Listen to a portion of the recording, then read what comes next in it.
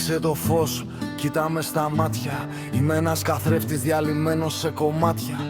Είμαι ένας ήχος σε βουβή ταινία. Αυτό το παραλήρημα στη στρέλα στη γωνία. Παίζω κομμωδία σε σοβαρή ταινία. Γιατί ποτέ δεν έμαθα να ζω χωρίς αστεία. Κι αν θες να με αλλάξεις, να με σοβαρό φτιάξεις, στο λέω πιθανότατα εσύ σε που θα φτάσεις. Στην τρέλα παραδίπλα, μην πεις πως δεν στο είπα. Stop!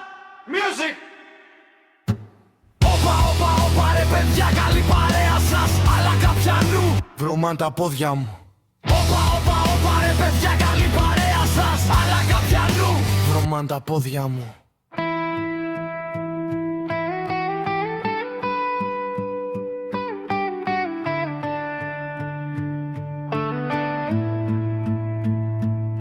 Κι αφού περπάτησα λοιπόν στους δρόμους της Καβάλας, ανηφόρες κατηφόρες και στο τέρμα της Καμάρας, αποφάσισα να ζήσω με τους στίχους μιας τσατσάρας. Την κοπάνισα λοιπόν, γίναν όλα παρελθόν. Κι από πολλά τα γεγονότα παρουσιάζομαι απόν. Κι αφού έφτασα εκεί που η ζωή μου είναι σκηνή, από το δεκόπανι του μπακάλι με γατί, σ' ένα σπρώμαυρο πανί.